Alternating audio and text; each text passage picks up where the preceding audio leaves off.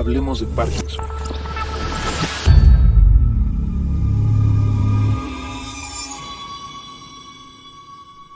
Bienvenidos a este grupo de temas abordando esta enfermedad tan interesante como es la del Parkinson. Vamos a tratar el tratamiento farmacológico y quirúrgico de esta enfermedad. Mi nombre es el doctor Carlos Guerra, soy neurólogo especialista en Parkinson y movimientos anormales por la Universidad de Murcia y prácticas en el Hospital de Sant Pau en Barcelona, España. Hice un fellow en cognición y conducta en el Rush University Medical Center en Chicago. Tengo una maestría en bioética y actualmente doy clases en la Facultad de Psicología de la Universidad Autónoma de San Luis Potosí, los temas de neurociencias, y en el CISAF, que es el Centro de Investigación Social Avanzada respecto a neuroética. Tengo el gusto de dirigir una clínica interdisciplinaria para el manejo de Parkinson, movimientos anormales y demencias, donde trabajamos de conjunto con psiquiatría, geriatría, nutrición, enfermería, fisioterapia, para hacer todas las medidas de intervención integral que en el siguiente módulo, después de este, platicaremos. Ahora nos vamos a enfocar a este abordaje tan complejo, pero muy interesante, como verán, de la enfermedad del Parkinson. Esos son mis conflictos de interés. He recibido este apoyo y becas de estas instituciones. Soy parte del buró de speakers de estos laboratorios en esos temas y he sido consultante o asesor en estos puntos. Si ustedes observan en Google y buscan a James Parkinson, verán que dos personajes aparecen en las fotografías cuando sabemos que no lo son, porque cuando James Parkinson definió en su publicación The Shaking Palsy esta enfermedad de una manera magistral, recordar que James Parkinson era un médico pues de pueblo, pero muy observador y le gustaba mucho hacer estudios de biología y de animales, etcétera. Entonces pudo tener una observación clínica muy fina para poderlo describir. El verdadero James Parkinson parece ser el que está ahí en esa litografía, en una cervecería, hablando de algo de cultura seguramente, pero no fue hasta que Jean-Martin Charcot fue el que pudo definir de una manera más elegante, como nosotros lo conocemos, nuestro padre de las neurociencias modernas, de la neurología moderna y de la psiquiatría, definiendo no solamente los síntomas motores, sino los síntomas no motores de la enfermedad. De esta manera, a pesar de que Jean-Martin Charcot había definido esto, por mucho tiempo se pensó que la enfermedad de Parkinson solamente era un trastorno motor. Ahora sabemos que no, como vieron en sus módulos previos, que tenemos síntomas motores y síntomas no motores. Esto nos da una idea de que no todo es dopamina y que al menos 4 vías de neurotransmisores están involucradas en la fisiopatología de la enfermedad. Ahora sabemos que hay más, pero son 4 las que nos explican muchos de los síntomas y que es importante tenerlos en cuenta porque serán útiles para nosotros en la farmacomodulación de los síntomas en Parkinson. Y aunque hemos tenido grandes avances en el entendimiento de esta enfermedad, de esta compleja enfermedad, todavía la cura no está, al parecer, cercana, ni hemos tenido intervenciones modificadoras del curso de la enfermedad contundentes. Se está haciendo mucha investigación a través de estas instituciones que ustedes observan ahí y esperamos que pronto tengamos mejores noticias. Hoy por hoy lo que tenemos es que el Parkinson se diagnostica de manera clínica. No hay estudios como tal que nos lo confirmen. Sí tenemos DAT-scan, tenemos biomarcadores, pero no son tan contundentes como una clara exploración bien sistemática de esta enfermedad. Ustedes van a observar en este video los datos clásicos de Parkinson en este paciente, donde la bradicinesia puede haber varias variantes, perdónenme la expresión, del movimiento disminuido. Puede ser asinesia, donde la persona tenga disminución en sus movimientos inconscientes, o bien tiene un retraso en el inicio de los movimientos voluntarios. La bradicinesia como tal es que el tiempo de inicio y fin del movimiento voluntario que quiere hacer el paciente está aumentado, o sea, el movimiento voluntario tarda mucho en hacerse. Y la hipocinesia es que la amplitud del movimiento está disminuida. Obviamente se ve una mezcla de las tres, pero nos puede dar una idea de qué tan severa puede estar la enfermedad. El otro dato es la rigidez, que es que los pacientes tienen esta resistencia al movimiento pasivo, el que nosotros hacemos en sus brazos o en sus piernas, su cuello, donde el paciente tiene aumento en el tono muscular y de esa manera sentimos una resistencia como en rueda dentada. El temblor parkinsónico, que es un temblor de manera característica en reposo, lento, que muchas veces empieza de manera unilateral y que puede reemerger. La reemergencia de este temblor tiene que ver con los circuitos alterados a nivel cerebeloso y cortical en el control motor, pero eso es tema de otra charla. El temblor emergente es que una vez que el paciente está temblando de manera en reposo, le pedimos que ponga sus manos al frente y el temblor vuelve a surgir. Lo pueden observar en el video con el paciente que estamos observando, como el movimiento de su lado derecho es más lento que de su lado izquierdo, y que el temblor en reposo es francamente parkinsónico. En ese momento lo estoy distrayendo, platicando de otra cosa. No es necesario hostigar ni espantar al paciente para que el temblor surja, sino simplemente al distraerlo, hablar de otra cosa, decirnos los meses del año al revés, pensar o platicar de su familia, de sus nietos, veremos este temblor exacerbado. Después el paciente, cuando extiende sus manos, veremos también que se nota el temblor reemergente. Eso es un hallazgo muy frecuente en Parkinson. Y finalmente la inestabilidad postural, que esa la retamos al momento de hacer una prueba, que es la prueba del jalón o el pull test, donde al paciente le avisamos que lo vamos a jalar hacia nosotros estando atrás de él o de ella para que no se vaya a caer, porque pueden tener pérdida de estos reflejos posturales, y le avisamos al paciente, y aunque esto puede generar un fenómeno que se llama de anticipación, o sea que la persona ya sabe que lo vamos a empujar y se puede poner listo para resistir ese movimiento, cuando tienen inestabilidad postural, pierden esa capacidad. Pueden ver ustedes en el video, le estamos explicando al paciente cómo va a ser el procedimiento, nos ponemos atrás de él, el paciente espera el jalón. Yo lo que siempre hago es primero explicarles cómo lo voy a hacer, para que no se dejen caer al frente, sino que estén aguantando para el jalón. Y una vez que hacemos el jalón, el paciente no puede detener, más de 5 pasos ya es inestabilidad postural. También tenemos síntomas no motores que se pueden agrupar en esta diapositiva, como pueden observar, en 4 grandes grupos: disfunción autonómica, trastornos del sueño, trastornos sensoriales y otros, y problemas neuropsiquiátricos. Todos estos tienen que ver con otras vías de neurotransmisión, además de la dopamina. En esta diapositiva observamos la gráfica de evolución de la enfermedad. En los últimos años hemos logrado definir 2 periodos particulares en la enfermedad de Parkinson: el periodo premotor o prodrómico, que se caracteriza por síntomas no motores. En el 0 que ustedes observan ahí en su gráfica es el punto donde logramos hacer el diagnóstico, porque hoy por hoy el diagnóstico se logra con los síntomas motores: bradicinesia, rigidez, temblor. En el periodo prodrómico llamaré su atención donde pueden ocurrir hasta 20 años antes de los síntomas motores: estreñimiento, trastorno conductual del sueño REM, la somnolencia excesiva diurna, hiposmia o depresión. En este punto, si tenemos historia familiar, un familiar de primer grado con enfermedad, mutación genética conocida en la familia, entonces trataremos de intervenir de manera temprana, y muchos de los esfuerzos de investigación se están dirigiendo para encontrar a la población de riesgo y atacar la enfermedad antes incluso de tener los síntomas motores. Una vez que tenemos el diagnóstico de enfermedad de Parkinson, tenemos una serie de síntomas no motores que se pueden agregar. Dolor se puede observar hasta en el 75% de los pacientes, y muchos de ellos tienen dolor de hombro, que ya fue atendido por varios de nuestros colegas ortopedistas como si fuera un trastorno del manguito rotador, hombro doloroso, hombro congelado, etcétera, y después de unos meses desarrollan ya la rigidez o bradicinesia de ese hemicuerpo. Es algo muy, muy común. Y también puede haber un dolor en off, cuando disminuye el efecto de dopa, presentar dolores, sobre todo en el lado más sintomático, la fatiga, que es muy compleja, y otros síntomas que ustedes pueden observar. Entre los síntomas motores, conforme progresa la enfermedad, hay que recordar que es una enfermedad neurodegenerativa y progresiva, y que no tenemos cura aún. Podemos mejorar mucho los síntomas, pero la enfermedad va a seguir su curso, a menos que hagamos intervenciones para enlentecerla, como veremos en este curso y en el curso final. Pero finalmente no logramos detenerla y la enfermedad va a avanzar, va a progresar, al llevar al paciente a tener disfagia, mucho riesgo de caída y dependencia muchas veces ya para sus cuidadores.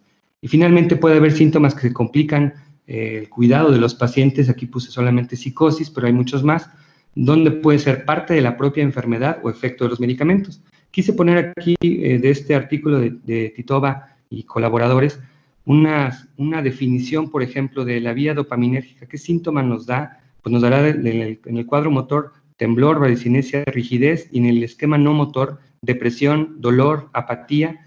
La vía noradrenérgica nos va a dar el Parkinson rígido asinético y disinesias, pero también se van a necesitar como depresión, ansiedad, apatía y problemas de alucinaciones y problemas de atención también. Las vías colinérgicas nos pueden dar un freezing o un congelamiento asociado al ON, al parecer, pero sobre todo está asociado a la función cognitiva. Esto nos llama la atención de que tenemos que evaluar al paciente no solo en lo motor, sino en lo afectivo y en lo cognitivo, también en lo autonómico, pero para poder tener nosotros una estrategia de polifarmacia racional que permita mejorar los síntomas. Y finalmente las vías serotoninérgicas, que nos van a dar los síntomas de fatiga, ansiedad, trastornos del sueño y depresión. Deben recordar que las vías serotoninérgicas están prácticamente en todo el cerebro y modulan de manera directa e indirecta a los otros neurotransmisores. Pero este cuadro es muy, muy interesante porque nos abre el entendimiento de que no solamente con la estrategia dopaminérgica lo vamos a lograr.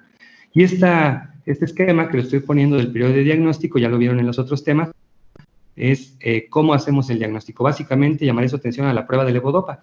Un paciente con parkinsonismo, que es bradicinesia, rigidez y temblor, una vez que descartamos las banderas rojas o los datos que nos dicen esto puede que no sea Parkinson, por ejemplo, un parkinsonismo solamente de piernas, mientras los miembros superiores están normales, o al revés, un parkinsonismo superior y en las piernas lo hace normal, gente que tiene problema para elevar la mirada hacia arriba, trastornos de la voz muy temprana, voz muy aguda, problemas de deglución temprana, caídas tempranas, demencia temprana, nos hace pensar en otra cosa que no sea Parkinson. Pero si tenemos los datos de Parkinson, hay que hacer una prueba de levodopa, que es la que nos va a decir, después de una respuesta clara y contundente, que es dopa. Digo que es Parkinson, que responde a dopa. En esta segunda sección hablaremos ya de fondo del tratamiento farmacológico de la enfermedad de Parkinson, y quise ponerle a las 4 personas, los 4 jinetes del apocalipsis que nos trajeron a la levodopa al mundo, ¿no? Todos se acordarán de George Cotsias, que fue esa estrella que lo probó, pero están otros que demostraron el sistema de aminas y los receptores, etcétera, y estos son los 4 padres de la levodopa que cambió la historia en el tratamiento de pacientes con Parkinson. En esta diapositiva les muestro un esquema donde viene nuestra comprensión actual sobre la modulación o intervención, voy a llamarla así, en el sistema dopaminérgico. Recuerden que las neuronas que se llenan de esta proteína anómala alfa-sinucleína son precisamente las vías dopaminérgicas. Entonces, las células dopaminérgicas tienen de manera ya natural la capacidad de mantener un tono constante de dopa. La dopa no se suelta en chorritos o en picos, sino es un tono constante dopaminérgico y es muy dinámica su recaptura a través del transportador de dopamina y su acción a través de los receptores específicos de la familia 1 y 2 de dopa. Tenemos muchas interacciones con otros neurotransmisores, esta es una vía muy simplista, pero aquí podemos observar que tenemos varias opciones de tratamiento. Una es la levodopa-carbidopa, que se hizo así para que pudiera ser estable de periférico y pudiera tener paso a través de la barrera hematoencefálica, de esa manera ser metabolizada por la maquinaria enzimática de estas células y poderse soltar de manera en tono dopaminérgico, en un tono constante dopaminérgico.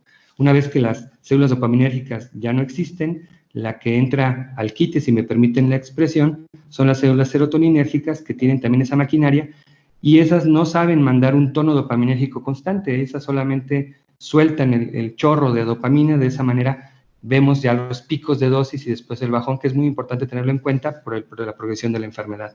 Tenemos inhibidores de la catecolo-metiltransferasa, como la entacapona, opicapona y tolcapona, que permiten que dure más tiempo, tenga más vida media este compuesto y sea más estable también.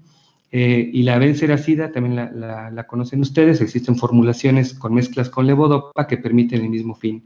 Pero tenemos también inhibidores de la MAO-B que permiten que su degradación con la dopa carboxilasa no se ocurra tan rápido y de esa manera la vida media de la levodopa dure más. Entonces la función de rasagilina, selegilina y safinamida finalmente es hacer que dure más tiempo la dopa haciendo su acción, disminuir los periodos off, y para la safinamida ha sido uno de sus grandes éxitos, disminuir el periodo en off de los pacientes y las fluctuaciones, pero rasagilina y selegilina se conoce bien que pueden ser dadas desde el principio. Hay agonistas dopaminérgicos que tienen un efecto muy, muy interesante porque actúan como si fueran dopa, dependiendo de su capacidad farmacológica, serán más de 2, de 3, etcétera, pero tenemos unos que son de liberación intermitente o inmediata y otros que son de liberación prolongada que permiten reproducir, como les explicaba, este tono dopaminérgico. Platicaremos más de ellos en un momento. Son grandes avances en el tratamiento. Normalmente la terapia médica inicial depende de cada paciente. Yo les he de decir que existen muchos subtipos de Parkinson y cada paciente es diferente. Por eso tenemos que tener la mayor información posible, no solamente los síntomas motores. Siempre les comento yo a mis alumnos que y a las personas con las que platico de Parkinson que nos está sucediendo como cuando pasó con la diabetes, que a todos nos enseñaron que el diagnóstico de diabetes era poliuria, polidipsia y polifagia. Pero en la actualidad, 2020, cualquier médico que diagnostique diabetes con esa triada, pues ya llegó muy tarde a diagnosticarla y hay que diagnosticarla desde antes, cuando está asintomática. Es algo similar. Decir que bradicinesia, rigidez, temblor de reposo e inestabilidad postural es lo que nos diagnostica Parkinson puede quedar un tanto ya medio obsoleto y tenemos que buscar esos síntomas no motores para poder intervenir y decidir dentro de todas las cartas que tenemos o el armamento que tenemos cuál va a ser el mejor para este paciente. Pero sabemos que para temblor y bradicinesia, de manera muy simple, la levodopa va a ser efectiva. El temblor tiene una fisiopatología particularmente compleja en Parkinson y puede que no responda, pero responde bien el de reposo, el lento. Los agonistas dopaminérgicos también se pueden dar desde el principio, dependiendo del paciente, su edad, por ejemplo. Pacientes mayores de 70 años, yo les recomendaría evitarlos de inicio por los efectos adversos, particularmente neuropsiquiátricos. Ya no utilizamos los ergotamínicos, que tienen un gran problema cardíaco, por ejemplo, o en los tejidos, pero ahora los nuevos agonistas tienen otros trastornos neuropsiquiátricos complejos. Los inhibidores de la MAO-B también se pueden dar desde el principio en Parkinson, que sea, por ejemplo, muy leve, muy ligero, y podemos empezarlo. Los agentes anticolinérgicos son muy interesantes porque tenemos una gran tradición de utilizarlos. Por ejemplo, el viperideno, triexifenidilo, son muy buenos para temblor, la verdad, pero preferimos utilizarlos en pacientes jóvenes y que no tengan falla cognitiva, porque por su efecto anticolinérgico aumentan riesgo de demencia y de falla cognitiva. Si con este tiempo tenemos al paciente controlado, bien logrado, vamos bien.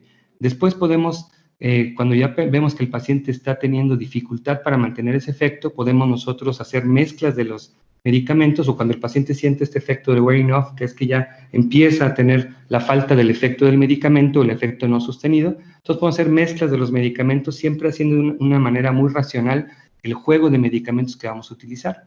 Si tenemos nosotros, si empezamos, por ejemplo, con levodopa, pues bueno, podemos utilizar algún inhibidor de la MAO-B, algún potenciador, alguna otra situación. O bien, si empezamos con el agonista, podemos utilizar también las mezclas con ambos.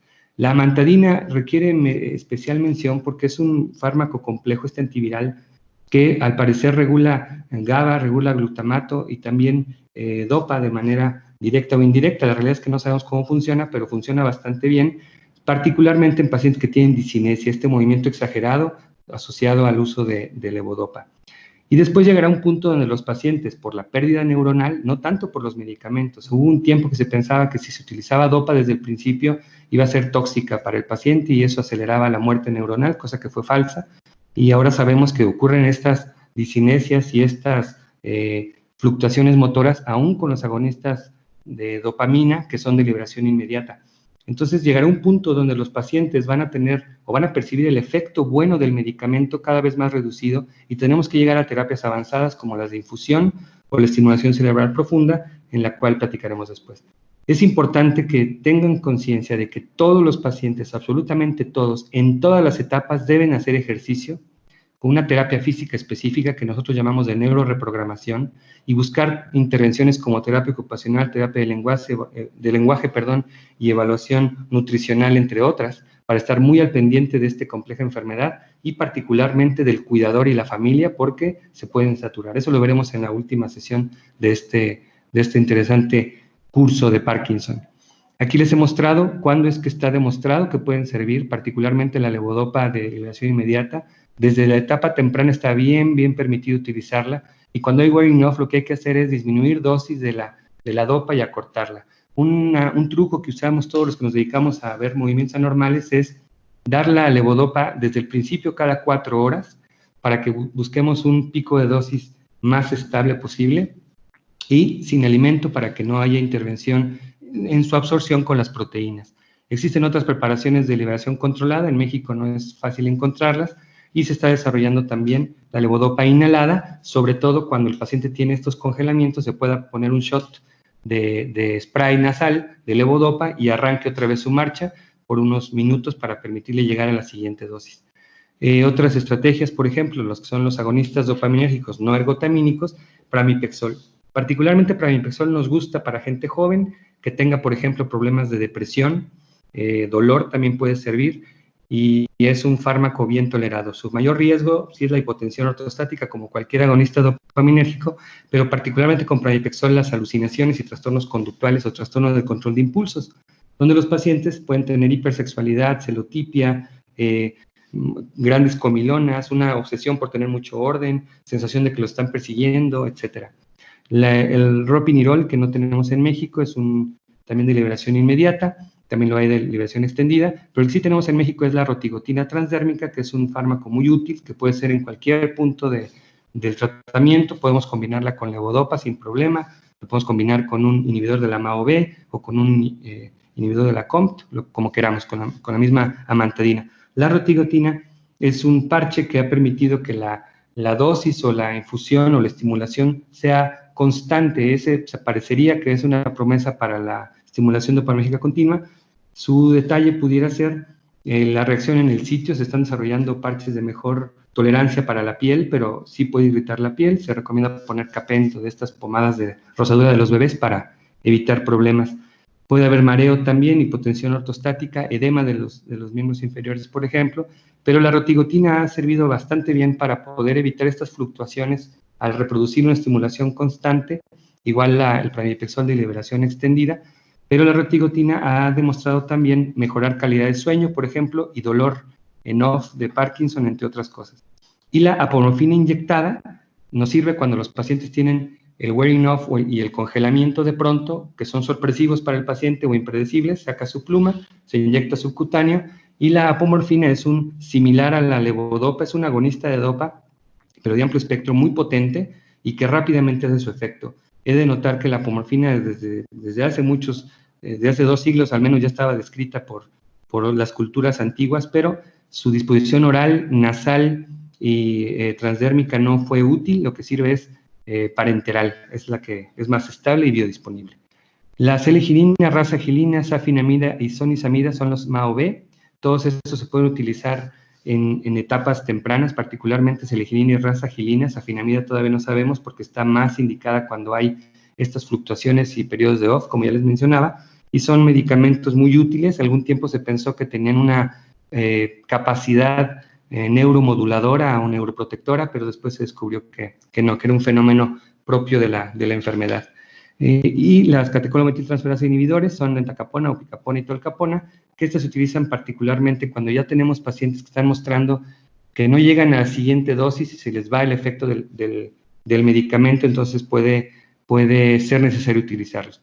Hay que tener muy en cuenta, lo veremos después, que estamos jugando en un equilibrio entre el off, en estas etapas donde el paciente ya empieza a tener poca respuesta, después de la que nosotros llamamos luna de miel, donde responden a cualquier cosa que le demos, andan muy bien porque todavía tienen dopa propia. En esas etapas tenemos que ser muy cuidadosos de no llevarlos a la discinesia ni al off, al momento de quitar o agregar medicamentos.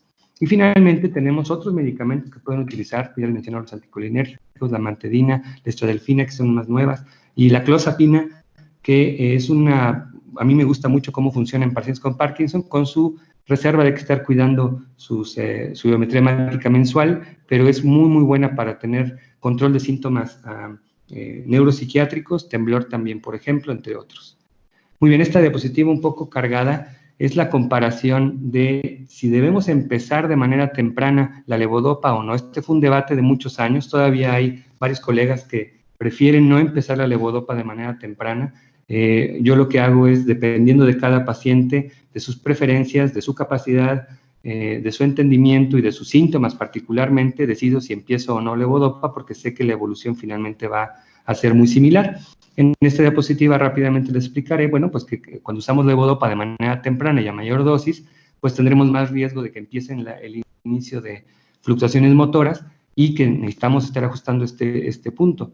En los pacientes que se empiezan los agonistas, por ejemplo, de la MAO-B, perdón, los inhibidores de la MAO-B o los agonistas de dopa de liberación extendida, pudiéramos retrasar el inicio de dopa y de esta manera retrasar la manifestación de estas fluctuaciones motoras y poderle dar al paciente quizás una mejor calidad de vida. Entonces, dependerá de nuestro paciente y de nuestro expertise en manejar estas combinaciones.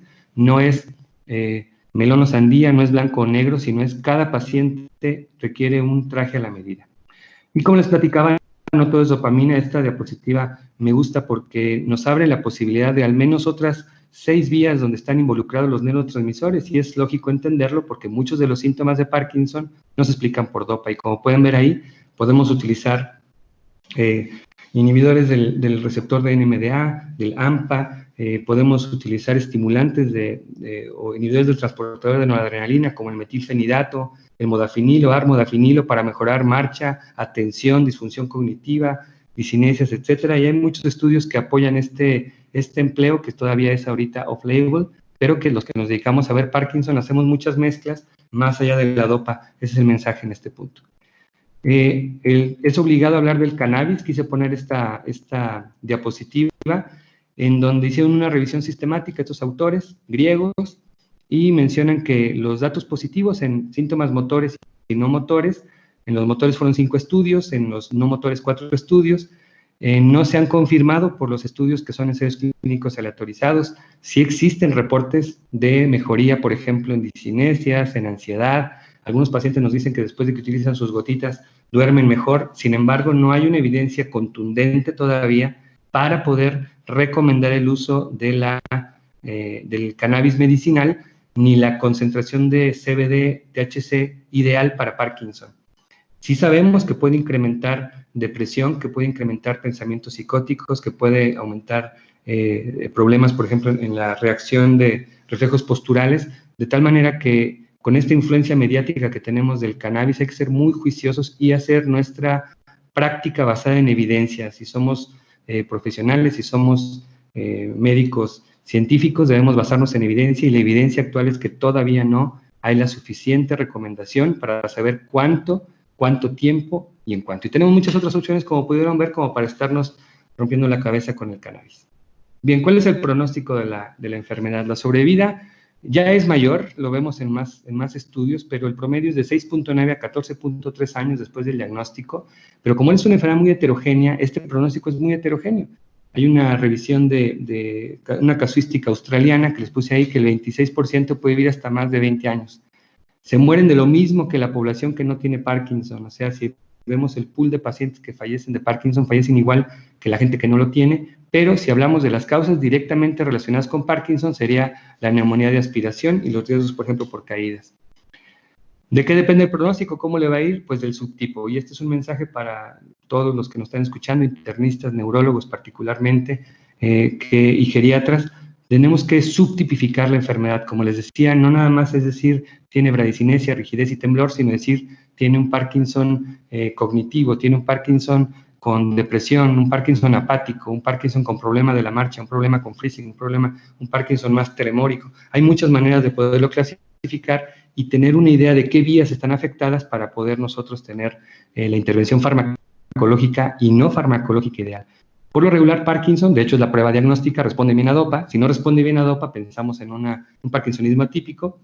Pero es importante tener en cuenta que a partir de los 2 años de empezar la levodopa, pueden empezarse a observar periodos off o de wearing off del efecto de la levodopa.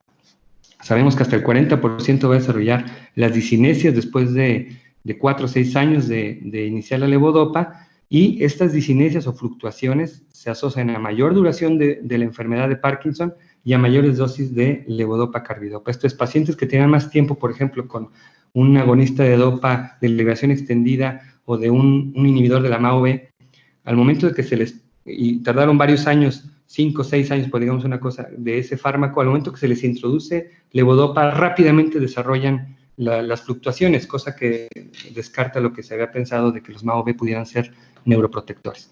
Este es un ejemplo de las muchas propuestas que hay de subtipos. Por ejemplo, un subtipo que sea de predominio leve motor, son al inicio jóvenes, tienen síntomas más leves, realmente les va muy bien con dopa, y su progresión de la enfermedad es lenta. Y así para el intermediario, una difusa maligna, donde la variante difusa maligna tenemos, además de los síntomas motores, el antecedente de trastorno conductual sueño REM, ya tienen deterioro cognitivo leve, pueden tener efecto ortostático, unos síntomas motores muy severos y que empiezan a tener problemas de la marcha tempranos.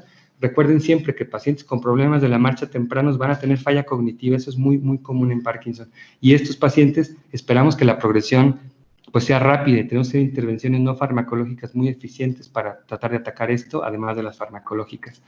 Este punto es importantísimo porque después de que se acaba la luna de miel, que es la etapa temprana que ustedes observan ahí, se pierde la estimulación dopaminérgica continua. Lo que les decía del tono dopaminérgico se pierde. Entonces, en esta diapositiva, en el tono azul, en el fondo azul, es el nivel de dopamina que tenemos. Y entonces, cuando les damos los primeros tratamientos, yo he recibido pacientes que tienen dosis muy bajas, son sus dosis subóptimas, o el tiempo de la dosis está muy espaciado, pero el paciente no lo siente así, siente que con una dosis de levodopa al día se siente a todo dar, pues porque está en la etapa de luna de miel, donde, aunque sí existen estas fluctuaciones de la dosis, no se perciben porque tiene suficiente pool o almacén de dopa, reserva de levodopa, perdón, de dopa propia, y la levodopa que entra externa, pues tendrá pues mucha cancha donde jugar, si me permiten la expresión. Pero en la etapa mediana de la enfermedad, estamos hablando entre 5 a 7 años, ya esta dosis de este nivel de dopa propia va disminuyendo y entonces ya se empieza a observar estos puntos morados que ustedes observan ahí, que son las discinesias. Discinesias es cuando empiezan a tener un movimiento exagerado, coreico, y a veces puede ser hasta distónico, asociado al pico de dosis de levodopa, y luego viene un bajón donde observan estos puntos rosas, que son los periodos soft. El paciente, si no toma su dopa bien, está congelado, trabado, duro, o bien, si la toma a la dosis más alta, tiene discinesias. Muchos pacientes prefieren estar discinéticos a estar rígidos, sin duda, porque a lo mejor la rigidez les da dolor o simplemente porque no pueden trabajar, entonces prefieren estar con cierta discinesia. Y se acordarán de Michael J. Fox, cuando lo entrevistaban antes de que tuviera su intervención quirúrgica, pues tenía unos movimientos discinéticos muy característicos, ¿no?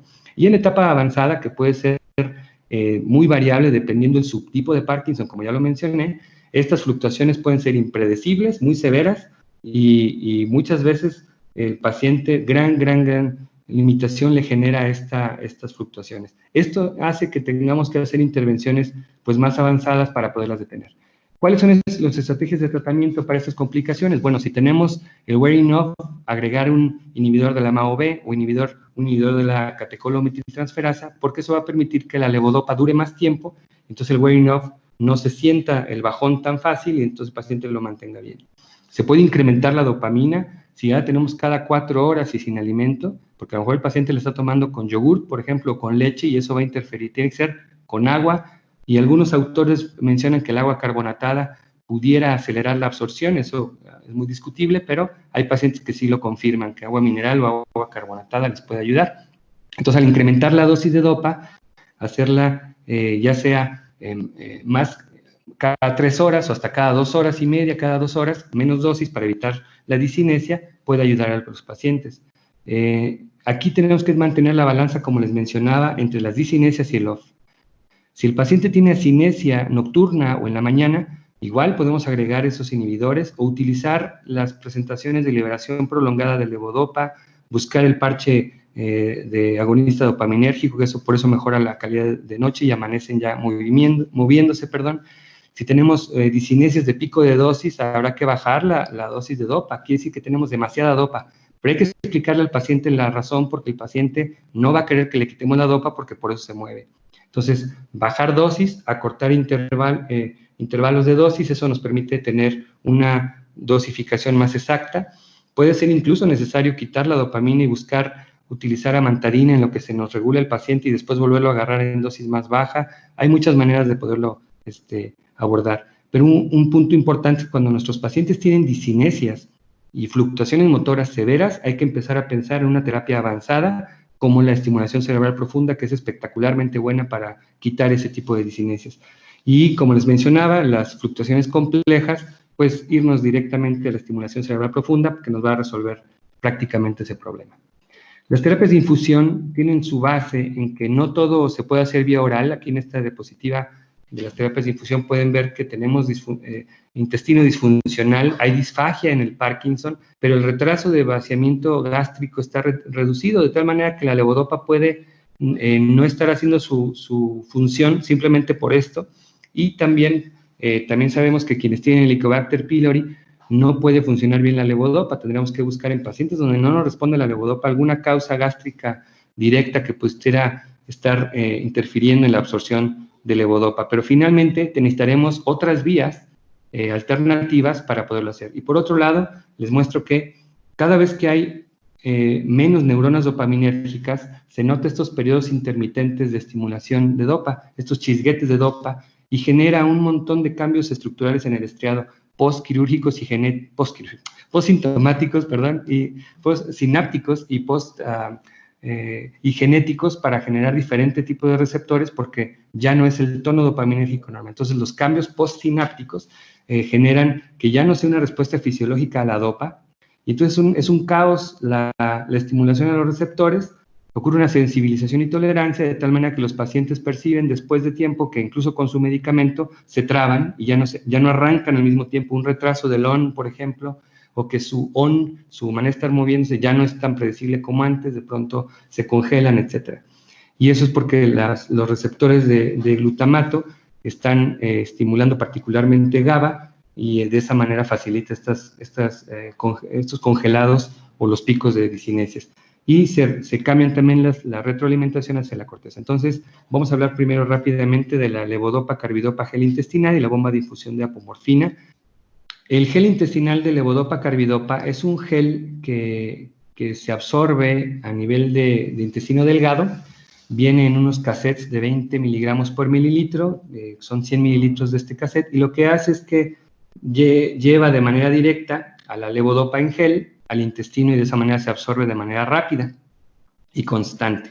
Entonces, la base, el racional, como dicen los gringos, de esta estrategia es que la infusión constante de esta gel y su absorción permanente o constante permite que la dosis se mantenga parejita. Y sí, nosotros normalmente cuando queremos ver si un paciente es candidato, primero ponemos una sonda nasoyeyunal para poder ver las pruebas de infusión, si el paciente la tolera y su respuesta, para después ya progresarlo a la colocación como si fuera la misma técnica de gastrostomía. Tenemos que apoyarnos con un gastroenterólogo para colocar ya el tubo definitivo, su bomba y su cassette de levodopa en gel. La evidencia ha demostrado que disminuye el OFF en casi 2 horas y lo mantiene sin discinesia, aumenta el ON en también casi 2 horas, que para un paciente en estas fluctuaciones es una maravilla, y también reduce el ON que ocurre con discinesia grave a corto y a largo plazo. En síntomas no motores, aunque no hay estudios tan grandes, sí se ha visto que 96% de los pacientes consideran que mejoraron, cosa que es muy importante en el sueño, fatiga, ánimo, cognición, síntomas gastrointestinales y urinarios. Sin embargo, siendo por la naturaleza del procedimiento, tiene muchísimos efectos adversos. Fíjense cómo la tasa de efectos adversos leves a moderados es de 55 hasta 95%, y severos en los estudios han demostrado hasta el 53%, severos perforación, por ejemplo, grandes infecciones, peritonitis o hasta muerte. Pero curiosamente, a pesar de que estos efectos adversos se ven de esta manera, entre casi un cuarto de los pacientes son los que abandonan el tratamiento. Las mismas contraindicaciones de colocar una sonda de gastrostomía serían consideradas aquí. Gente que tenga una cirugía previa abdominal, puede ser que tenga bridas o algún problema para poderlo colocar, personas que no tengan la red social de apoyo para poder manejar los aparatitos, gente que no tenga acceso a personas preparadas para tener limpio el estómago, para saber manejar los clipsitos. Hay toda una capacitación para los cuidadores para poder cuidar al paciente y a su aparatito. La apomorfina subcutánea es un agonista. La apomorfina de amplio espectro, como les decía, es muy similar a levodopa, actúa muy rápido, por eso la pluma de apomorfina es muy útil cuando hay congelamientos, pero la mejor disponibilidad es la parenteral.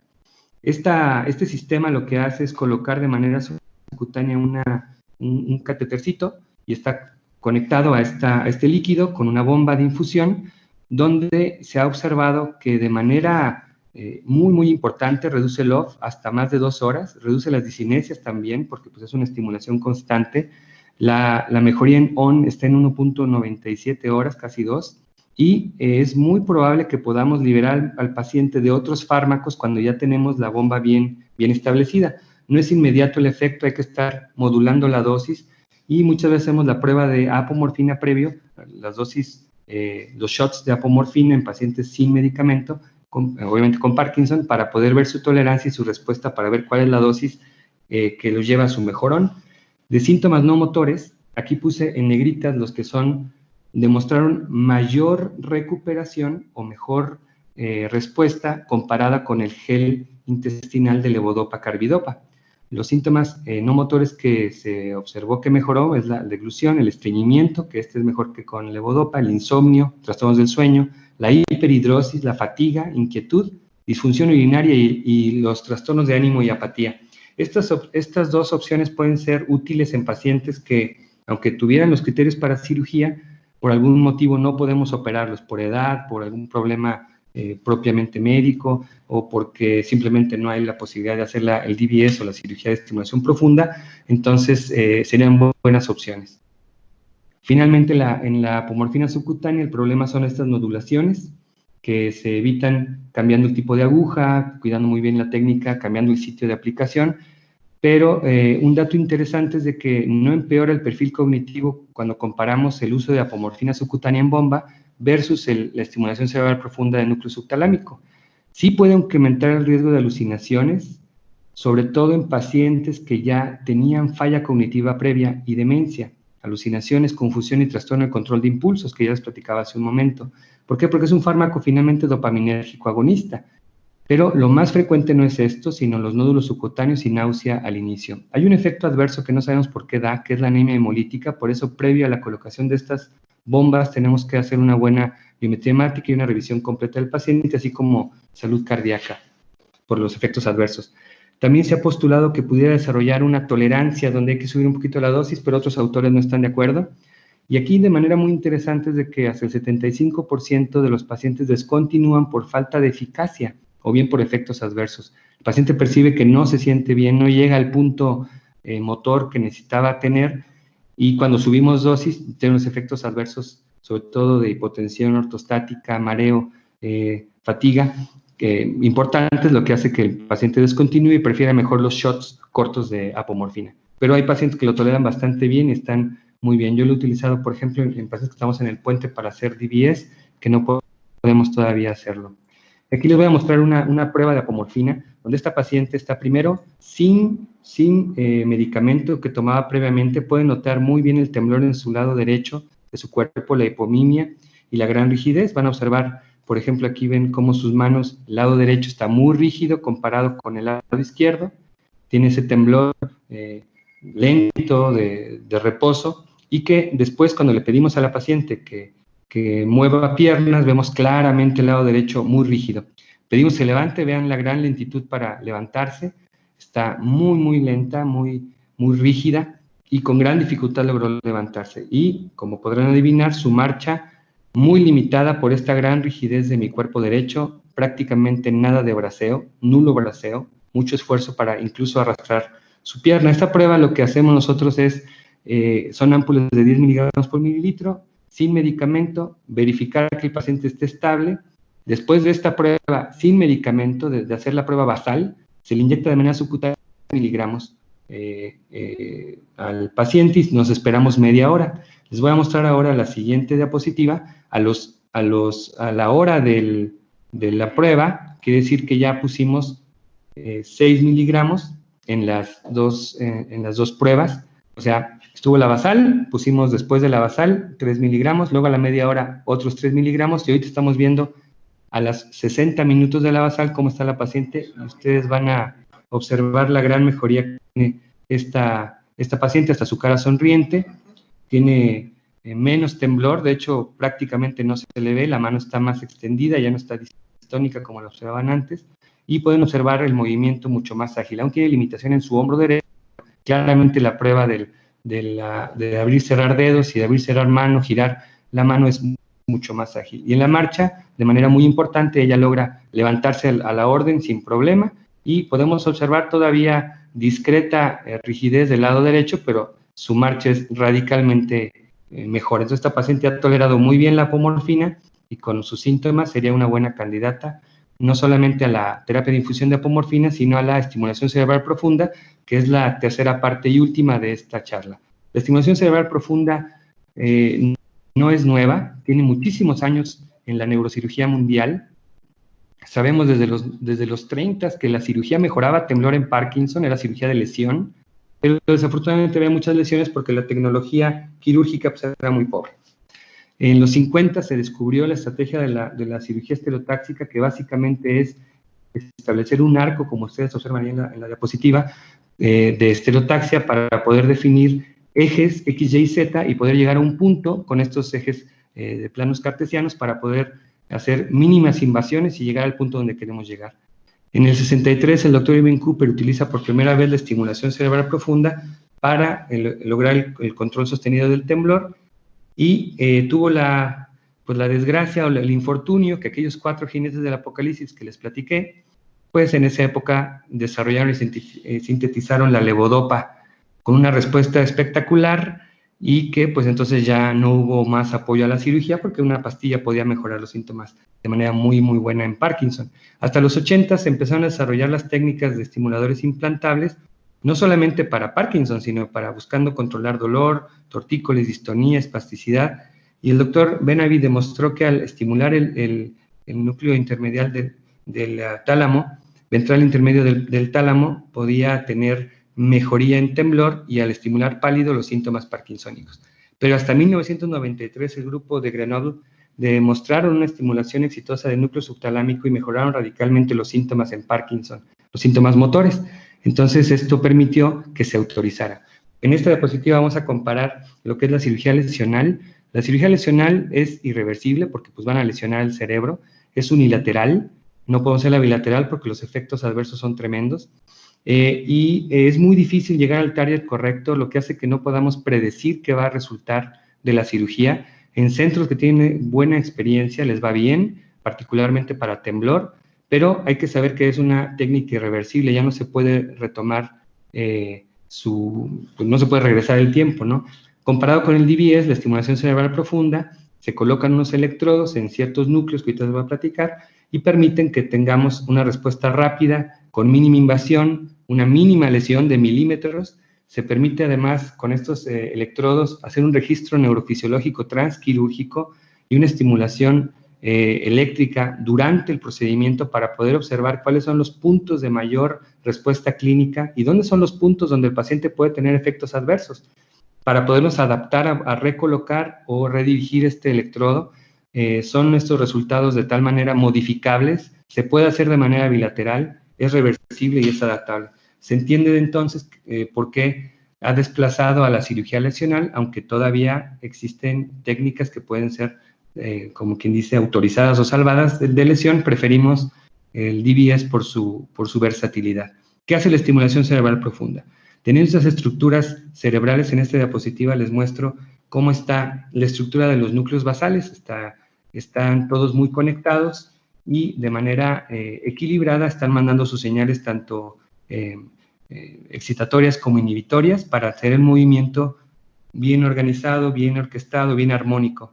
En la situación de enfermedad de Parkinson tenemos nosotros que hay muerte, particularmente en la sustancia nigra pars compacta, de tal manera que no hay dopa que retroalimente al putamen, y pueden ustedes verlo ahí en la línea punteada, que el paciente va a tener esa falta de retroalimentación, lo que facilita la inhibición del movimiento, y por eso tenemos un trastorno hipocinético que es el Parkinson, bradicinesia, rigidez, vamos a tener la facies en máscara, hipomimia, etc. El temblor por otras vías se genera, pero es producto de esta mala conexión. Al momento que introducimos un electrodo, como pueden ver aquí en la gráfica, se hace una estimulación eléctrica. En este caso estamos estimulando el núcleo subtalámico, lo que permite reconstituir las conexiones e inhibir a las vías predominantemente inhibitorias para poder facilitar el movimiento de manera eléctrica como un marcapasos. Este aparato, también como ven en esta gráfica, está colocado en estos núcleos y de manera subcutánea se coloca la pila a nivel de pectorales para poder tener un registro nosotros y un control para ir ajustando su programación en citas posteriores. Y en esta otra imagen les muestro una reconstrucción tridimensional del núcleo donde estamos estimulando, y la teoría es que no sabemos bien cómo funciona la estimulación eléctrica cerebral, pero sabemos que aumenta la modulación aferente GABAérgica, aumenta la estimulación o la modulación eferente dopaminérgica, noradrenérgica, y disminuye la serotoninérgica, sin esto llevar a depresión, porque estamos hablando de que estamos en un núcleo motor.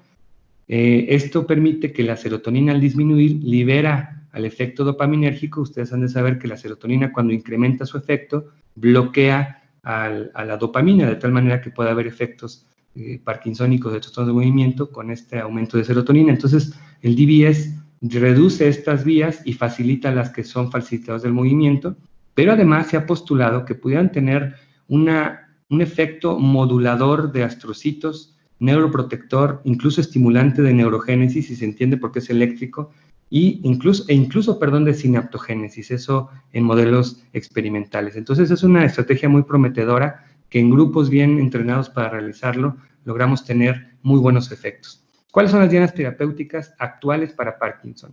El núcleo ventral intermedio del tálamo, que particularmente funciona para temblor, el núcleo subtalámico, que es el que más se opera a nivel mundial para Parkinson, nos ayuda a mejorar distonía, rigidez, temblor y bradicinesia, y el globo pálido interno, que también es para Parkinson, aunque también nos sirve muy bien para distonía y Tourette.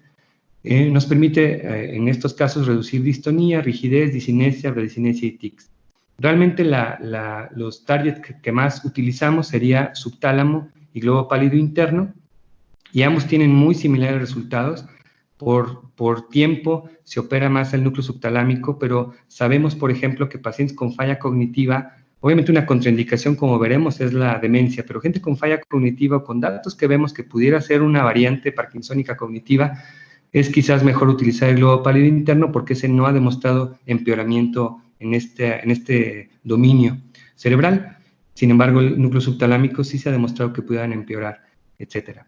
Les voy a mostrar una diapositiva donde observamos los criterios de selección de los candidatos. Es muy importante que la persona tenga claramente definida la enfermedad de Parkinson idiopática. Por eso tiene que tener al menos 4 años de duración de la enfermedad, esto con el fin de evitar la confusión con parkinsonismos atípicos. Ya para 4 o 5 años de la enfermedad, de evolución de la enfermedad, sabemos que es Parkinson o no, así de fácil. Si el paciente presenta fluctuaciones motoras, es el momento de postular la intervención con estimulación cerebral profunda. Deben tener síntomas en off que respondan a levodopa. Una clave es que responda a levodopa, aunque no dure ese efecto, pero que responda. Si responde a levodopa, vamos a poderle ayudar con la estimulación. O bien, si el paciente tiene disinesias inducidas por tratamiento que no se pueden controlar a nuestros ajustes, hay que considerar la estimulación cerebral profunda. De entrada, debe mejorar en el puntaje de la UPDRS un 33%. Pongo aquí que es excepto temblor porque ustedes bien saben que el temblor tiene muchas otras vías y puede no mejorar de manera importante con levodopa, aunque sí lo hace con el DBS. El mejor predictor de pronóstico al que sabemos que le va a ir muy bien es aquel paciente o aquella paciente que responde más del 33% de los puntajes de la UPDRS a la levodopa. Hacemos la prueba de levodopa sin medicamentos, se les da la carga de levodopa con algún antiemético para que no sientan la terrible náusea que da, y después los evaluamos y registramos de manera muy puntual los puntajes. De preferencia que sean menores de 70 años, aunque no es un criterio absoluto, simplemente porque un paciente mayor pues tiene mayor riesgo quirúrgico, o bien el cerebro es de menor volumen y la diana terapéutica pues es más difícil encontrarla, ¿no?, de manera efectiva. El temblor también es una indicación que no puede ser satisfactoriamente tratado con medicamentos, y ahí, si todo lo demás está bien controlado con medicamentos, nos iríamos al BIM. Debemos excluir demencia y los problemas psiquiátricos o somáticos importantísimos. Si tenemos depresión o ansiedad en un paciente, no es una contraindicación absoluta, pero como el paciente lo operamos, al menos aquí en Prisma, de manera despierto, si está deprimido o ansioso no va a poder cooperar. Entonces, primero tenemos que controlar esos síntomas y después ya operarlo. Y se ha postulado recientemente que pacientes con trastorno del control de impulsos derivado de medicamentos y síndrome de disregulación dopaminérgica, también derivado por medicamentos, pudieran ser candidatos a la cirugía, toda vez que, sobre todo subtalámica, toda vez que la cirugía subtalámica permite reducir dosis de medicamentos. La cirugía en globo pálido interno no nos permite jugar tanto con los medicamentos, casi siempre nos quedamos igual, pero sí nos permite eliminar estas fluctuaciones horribles. Sin embargo, en núcleo subtalámico hemos visto que podemos reducir la dosis de medicación. Los pacientes tienen expectativas y muchas veces las expectativas son falsas, no realistas. Piensan que se va a curar su Parkinson, piensan que van a volver a caminar. Si esa marcha que tienen mal no responde a dopa, no va a responder a estimulación cerebral profunda. Sabemos que pacientes que son enviados a centros de especialidad en Parkinson, hasta un cuarto de ellos tienen expectativas no realistas, lo que hace que si no las aclaramos tengan una sensación de que no les fue bien con su cirugía y que la cirugía no les sirve. Yo he tenido pacientes que vienen insatisfechos de los resultados, pero porque su expectativa era falsa. La cirugía está bien, pero ellos están pensando otra cosa. Realmente en el total de pacientes de Parkinson, solamente 10 a 20% son los que son verdaderos candidatos así ideales para la cirugía en centros especializados. ¿Cuándo operar? Todo un debate, pero les platicaré rápidamente. Un estudio que se llama Early STEAM demostró que la estimulación cerebral profunda en subtálamo era superior. Aquí pueden ver en esta gráfica cómo la neuroestimulación era superior en muchos de los puntos medidos respecto a la terapia médica, pero aquí se tenía que hacer una modificación, estar bien seguros que responde a DOPA con una mejoría de más del 50% en el puntaje de UPDRS y además que tuviera una red de apoyo estable, que un equipo interdisciplinario lo seleccionara porque en estos grupos de pacientes, como son también más jóvenes, se pudiera observar mayor riesgo de depresión y suicidio, de toma de riesgos. Entonces tenemos que tener mucho cuidado. Pero esto se demostró y en este mismo estudio demostraron que el puntaje de la PDQ 39 fue mucho mejor en el grupo de neuroestimulación que en la terapia médica. Esto apoyó.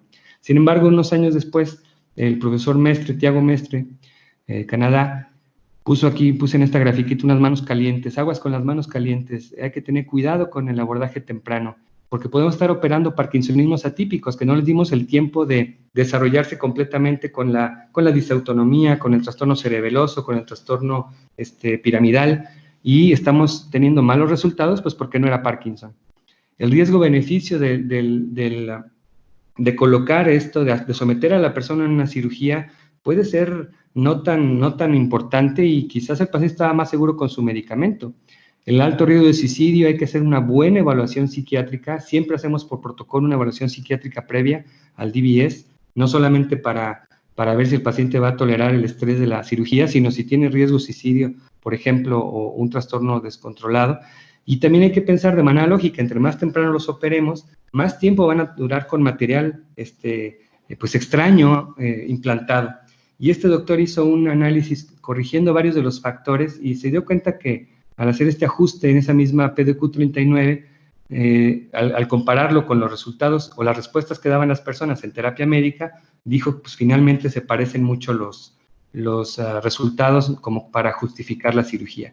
Y entonces concluye una cosa que a mí me gusta mucho decirles, es no hay que preguntarnos cuándo operar, sino más bien a quién operar. Recuerden, hay que ver a los pacientes además que como personas dignas de todo respeto, sino como casos únicos. Cada paciente es diferente y hay pacientes que claramente son quirúrgicos y pacientes que no. Este es un modelo de cómo evaluamos el proceso de DBS en Prisma. Primero el neurólogo, en este caso su servidor, identifico al candidato, busco que no haya parkinsonismos atípicos, hacemos un video off medicamento y on medicamento para demostrar el aumento en el puntaje de la UPDRS y muchas veces nos llegan los pacientes con un abordaje subóptimo de tratamiento, entonces ya optimizamos el tratamiento no solamente para los síntomas motores, sino para los síntomas no motores. Después mi equipo, entre fisioterapia, neuropsicología, psiquiatría y nutrición, evalúa en todos estos aspectos de los pacientes. La fisioterapeuta tiene que ver particularmente la marcha, las caídas y qué expectativas tiene el paciente respecto a la marcha, ver si responde a DOPA. El neuropsicólogo, buscar datos de parkinsonismos atípicos en las funciones cognitivas, que nos son muy útiles también, o también definir si hay demencia, que eso sería una contraindicación. El psiquiatra, ya lo comentaba, el riesgo suicida, depresión, ansiedad, y el nutriólogo poder evaluar el estado físico y preparar al paciente, porque muchos pacientes después del DBS aumentan de peso. Al mismo tiempo, nuestra psicóloga se enfoca en los cuidadores y en la red de apoyo, al mismo tiempo que nuestra enfermera evalúa y fortalece esta red de apoyo, ajustar la casa, prevenir todo muy bien para que podamos tener un seguimiento muy cercano. Al mismo tiempo que yo identifico al candidato y estamos haciendo todas estas evaluaciones, nuestro neurocirujano funcional, doctor Rodrigo Mercado en este caso, solicita esta resonancia de 3 teslas para hacer la planeación quirúrgica que vamos a realizar. Una vez que todos hicimos nuestras evaluaciones, hacemos una retroalimentación, discutimos el caso y vemos cuál es el mejor curso de acción. ¿Es candidato a DBS o no?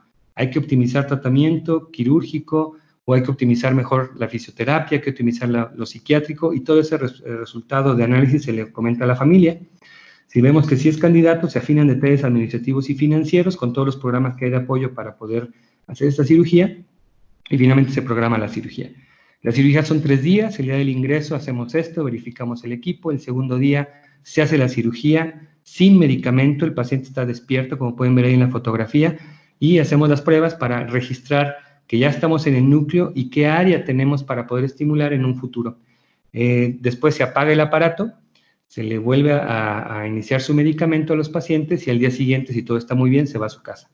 Después de 4 semanas, para permitir la cicatrización y que no haya edema cerebral, aunque es de milímetros, hay edema, y que si empezamos a estimular cerebro con edema, pues vamos a transmitir electricidad de manera más descontrolada. Entonces dejamos 4 semanas para que cicatrice todo muy bien. Hacemos la primera programación sin medicamento para poder observar lo mismo que hicimos en la cirugía, pero ahora con los electrodos. Puede haber una pequeña migración de los electrodos simplemente por la cicatriz, etcétera.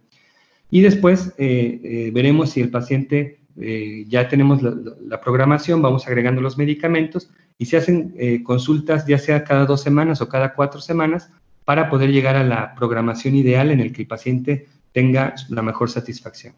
No es algo rápido, tardamos más o menos de 3 a 6 meses a llegar a la programación óptima. Algunos pacientes el primer mes ya están a todo dar, pero el promedio son de 3 a 6 meses y eso hay que estarles recordando a los pacientes y a sus familiares para que no se desesperen. Vamos a llegar al punto si fue un paciente bien seleccionado.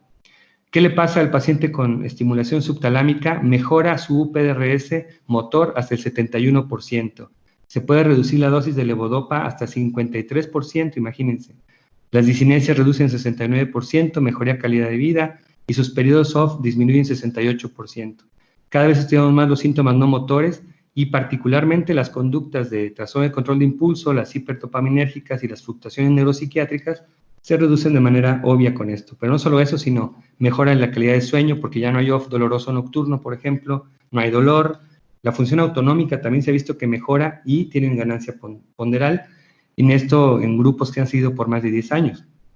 Entonces, pacientes que tengan alta demanda de fármacos dopaminérgicos, ya tienen conductas hiperdopaminérgicas y fluctuaciones neuropsiquiátricas, pudieran ser buenos candidatos para escoger núcleo subtalámico, no aquellos con falla cognitiva.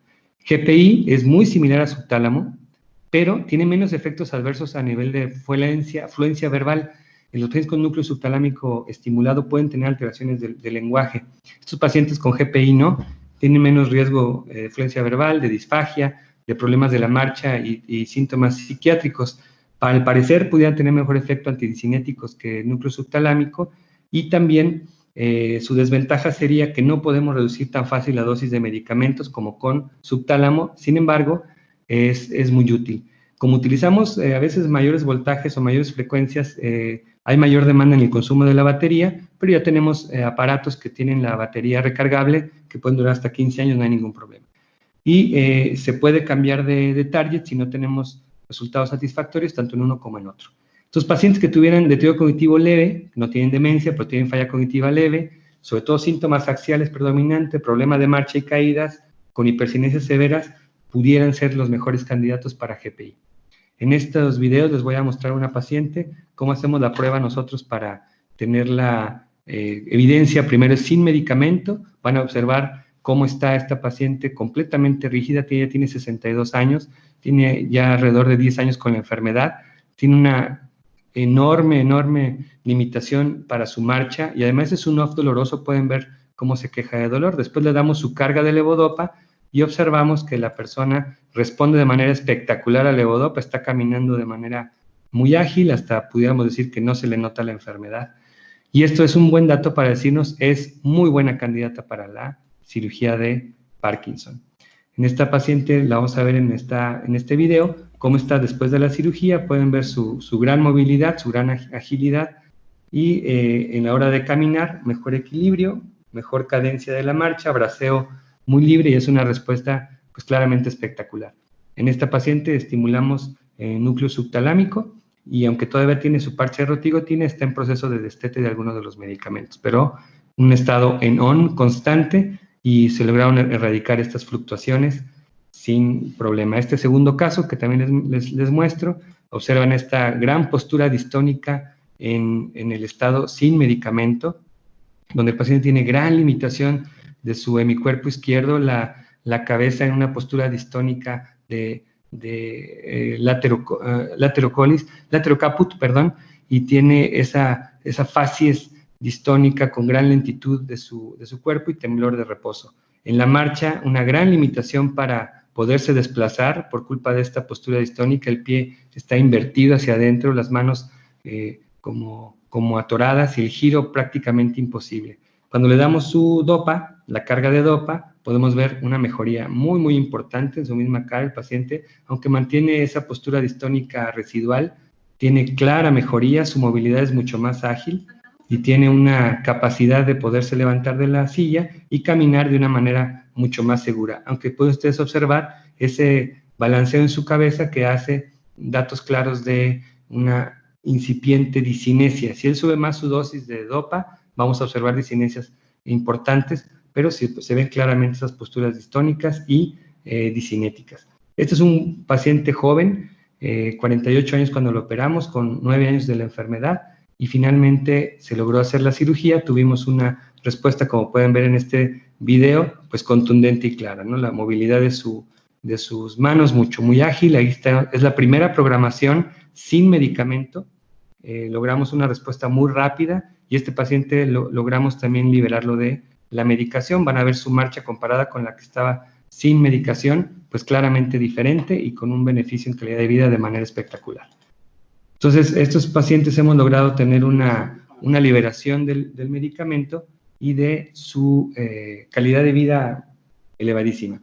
Ya para concluir en recta final, y les agradezco mucho su paciencia, es mucha información, pero las complicaciones pues propias e inherentes de cualquier procedimiento invasivo. Sin embargo, como es una cirugía estereotáxica y en pacientes bien seleccionados, es muy bien tolerada y muy poquitas complicaciones. La hemorragia es menos del 2%, un accidente cerebrovascular por perforar algunas de las venas corticales o alguna situación vascular por no planear de manera minuciosa el abordaje o la planeación quirúrgica, hasta el 2%, infección de la misma manera se han reportado hasta el 15%, en muchos grupos no hemos tenido afortunadamente este evento, la erosión del cable 1 a 2.5%, que se fracture el cable por cualquier situación 15%, que migre el cable es lo más frecuente. Hay pacientes que tienen hematomas, por ejemplo, entonces migra su aparato, pues va sus estimuladores, el mismo estimulador puede migrar. Muerte, realmente es muy, muy escaso los reportes. Aquí puse en algunas revisiones hasta el 4.4%, pero en realidad en la mayoría de las series es menos del 1%. Y puede haber en algunos casos hasta convulsiones perioperatorias por la misma manipulación, aunque también es muy, muy raro. Deben ser intervenidos por un grupo interdisciplinario de DBS, porque así podemos nosotros hacer un abordaje hecho a la medida, saber quién es el mejor candidato y evitarnos problemas nosotros, pero sobre todo para los pacientes y su familia. También buscamos maximizar el beneficio, disminuir los riesgos. Cada quien sabe qué hacer, la enfermera, el neurocirujano, el neurólogo, el ingeniero biomédico, todo el mundo está sabiendo qué hacer y se disminuye el riesgo de hospitalizaciones postquirúrgicas o complicaciones. La clave para tener éxito en el plan de DBS, en esta diapositiva les muestro esta gráfica donde viene, los pacientes tienen dependencia, discapacidad, síntomas impredecibles, dolor. Hay que seleccionar adecuadamente al paciente, hacer la cirugía bien hecha con personas que están capacitadas para hacerlo, para colocar esos electrodos y para registrar y hacer los macro y micro registros y las macro y micro estimulaciones y tener un apropiado cuidado postoperatorio. No nada más el éxito termina al colocar el electrodo, sino una programación adecuada. Muchos pacientes que nos llegan para que los evaluemos tienen una programación mal realizada y al momento de corregirlas realmente estaba bien colocado el electrodo, pero la programación era la que no había sido la adecuada. Y eso solamente haciéndolo es como uno lo logra. A manera de conclusión, y nuevamente agradezco su atención, está bien establecido que la base del tratamiento farmacológico en Parkinson es la modulación del sistema dopaminérgico. La piedra angular del tratamiento en Parkinson farmacológico es manipular, equilibrar el sistema dopaminérgico. Todavía no tenemos cura, pero tenemos muy buenas estrategias múltiples que hay que aprender a jugar con ellas. No hay una fórmula única, sino hay pacientes únicos. Los síntomas no motores y algunos motores pueden requerir la modulación farmacológica de otros neurotransmisores, particularmente serotonina, noradrenalina y acetilcolina, entre otros potenciales que se están estudiando. Entonces no hay que negarnos a utilizar otro tipo de fármacos para otro tipo de síntomas, como los mencioné. Hay que estar bien conscientes que la mayoría de los pacientes van a desarrollar fluctuaciones motoras, porque la levodopa, aunque es el fármaco más viejito, es el más potente. El paciente es el que mejor va a sentir los cambios clínicos con la levodopa y vamos a tener tarde que temprano las fluctuaciones motoras. Y una buena selección de pacientes atendidos en un centro de interdisciplinario nos va a permitir el empleo de terapias avanzadas de infusión y de estimulación cerebral profunda. Yo los invito a que localicen los centros de atención avanzada interdisciplinaria cercana a su sitio de residencia para que podamos ayudarles con esos pacientes que ya requieren una terapia avanzada, tanto de DBS como de estas que les hemos mostrado, y podamos permitir a los pacientes un cambio espectacular de vida.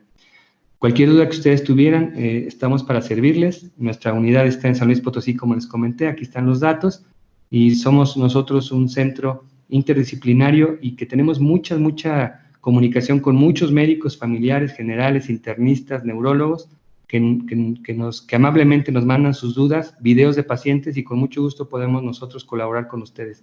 Recordar que somos en una lucha contra el Parkinson y que no estamos solos, tenemos muchas estrategias farmacológicas y que de una manera racional y organizada la podemos implementar sin ningún problema. Hasta aquí este módulo, les agradezco mucho su atención y nos vemos en el siguiente módulo para platicarles sobre las medidas no farmacológicas e interdisciplinarias del manejo de Parkinson. Muy nuevamente gracias y que tengan un buen día.